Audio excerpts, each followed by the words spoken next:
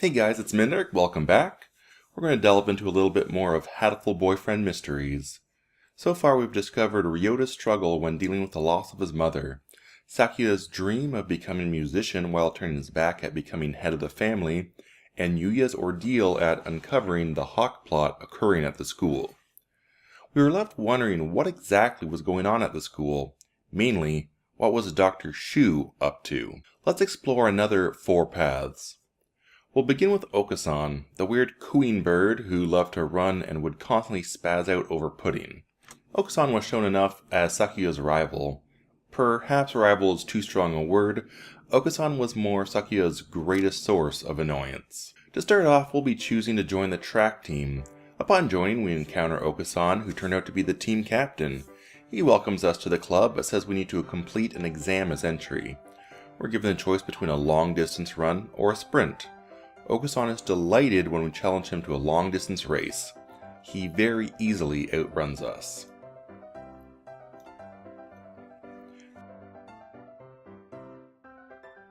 During a school hike, the class takes a break so we can chat up Okosan. He exclaims that he is searching for an elusive mountain pudding.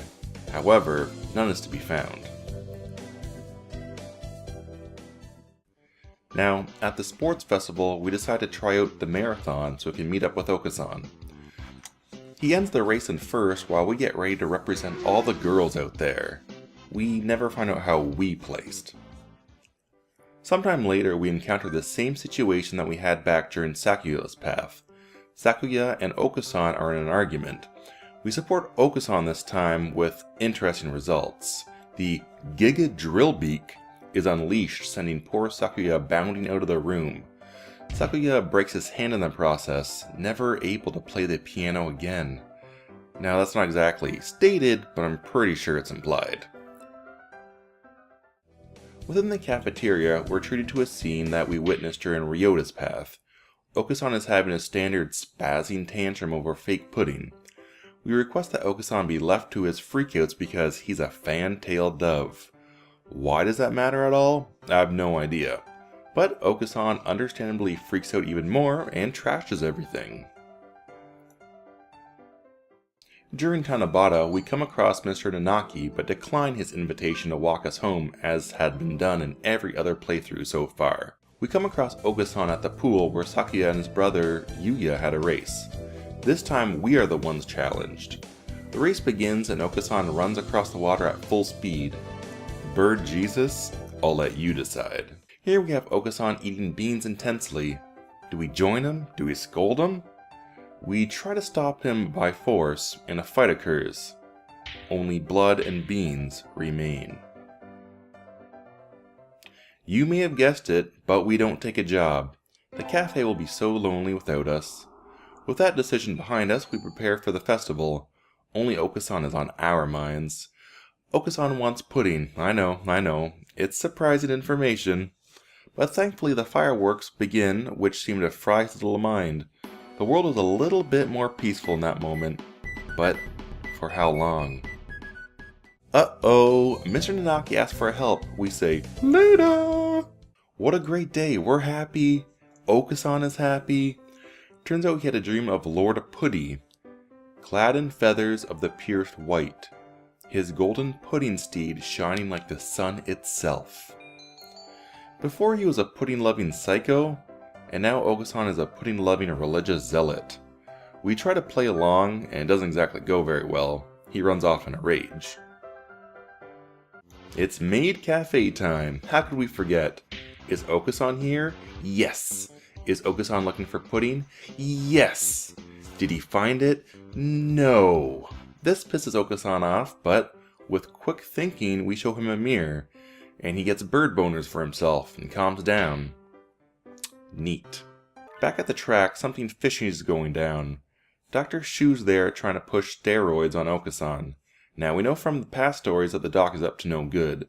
We have strong reason to believe that he's the one involved with the missing students. This is just another nail in the coffin. Okosan isn't taking his shit though. He bravely stands up to the doctor and tells us to take the pills instead. So we take them. We get plus 10 wisdom. The end. We're asked where Okosan can find pudding, and we suggest a convenience store. Okosan sprints off, and returns without pudding, so he tells us off.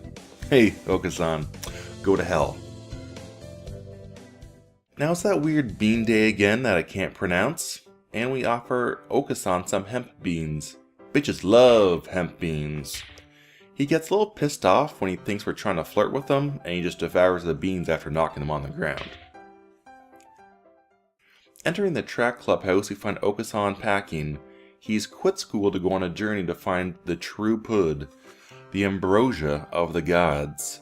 We offer to come along and he humbly accepts. He's seen us train our bodies during gym class, so he trusts us. We are worthy to help him find the pudding of the 7 rainbows. And that's it. Okosan's story was simply weird. We didn't really learn much. On the Dr. Shu front, we found that he was pushing pills, but that's not exactly a huge reveal. And for Okosan, well, we just keep being told he likes pudding. Big whoop. Nothing new. Or did we miss something? So it's time for our next path to take, Okosan's second ending. You heard me right? The story ain't over. So let's go back to when Okosan was speaking of Lord Putty.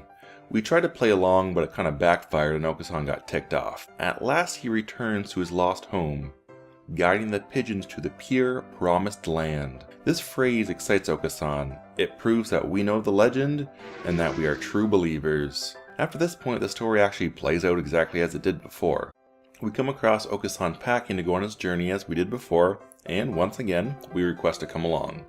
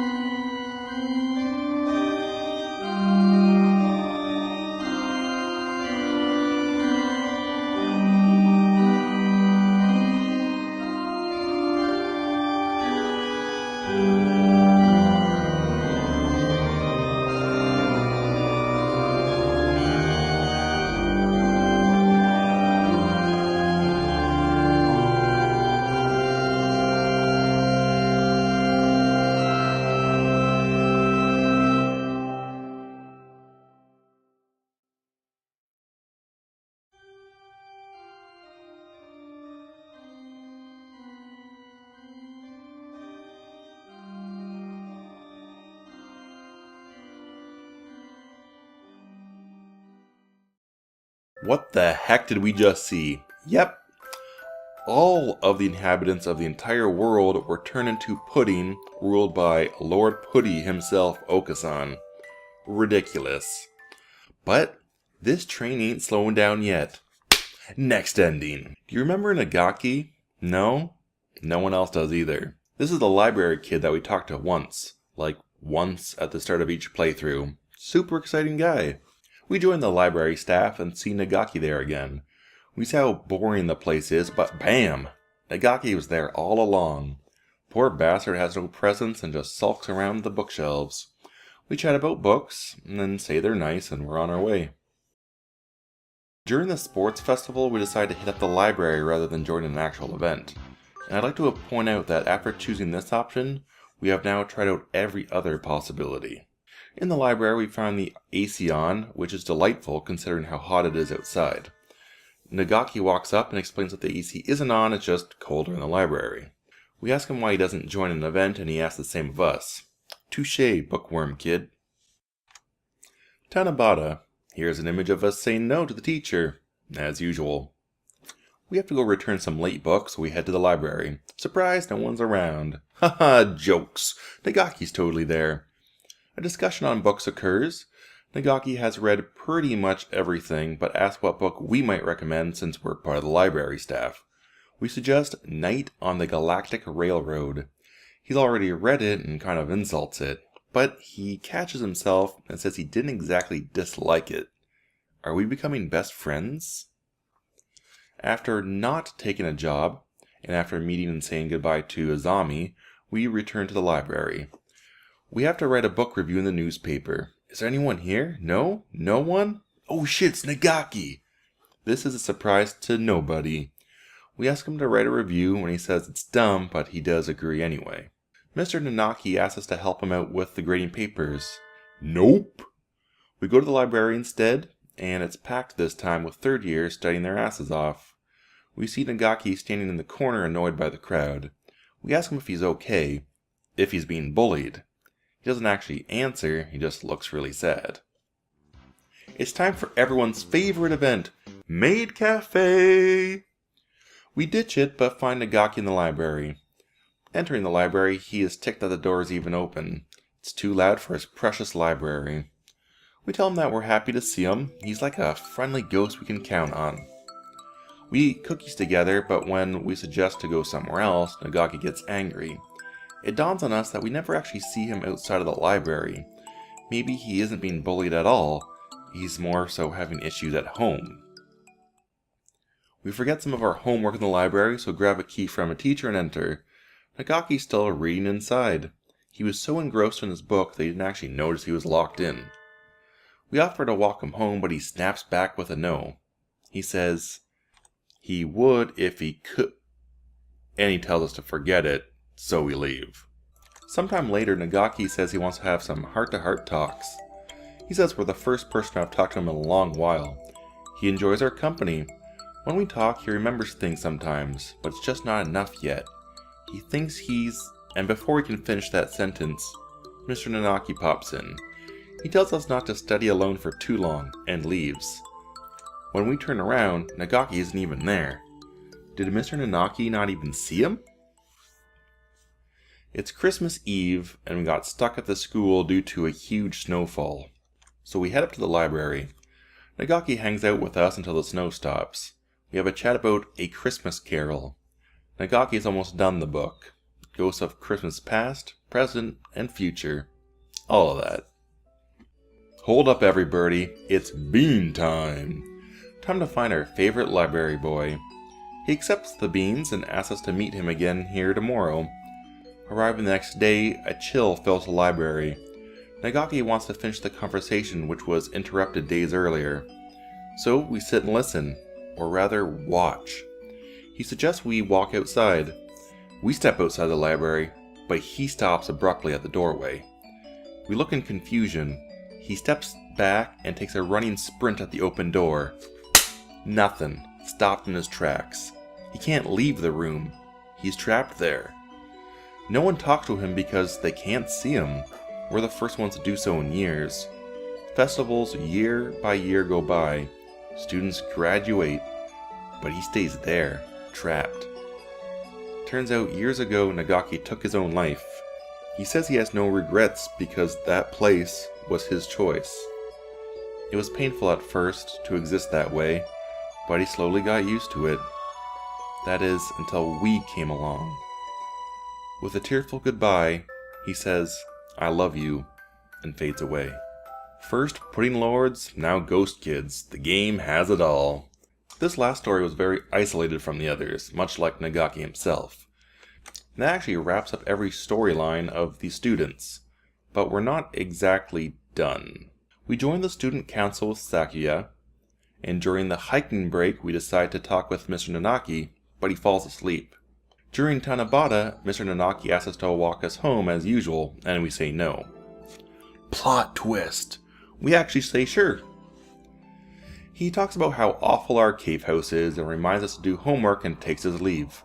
No funny business. How about that? Festival time comes around and we ask Mr. Nageki to join us. He finds that request pretty weird and suggests that we ask one of the boys in our class. But he humors us and comes along anyway. He almost makes it to 9 PM before falling asleep during the fireworks. We're stopped in the hall, and Mr. Nageki asks if we can help him grade papers. Wouldn't you know it, we actually say yes. We grade papers with him and have some mango tea. And that's all that happens. Okay, you know what time it is, say it with me. Maid Cafe. Mr. Nageki, we'll call him Kazaki now, asks if he can help us in the reception as things are getting pretty hectic. We help and he falls asleep. Ryota finds us in the hallway. Where have you been, best buddy?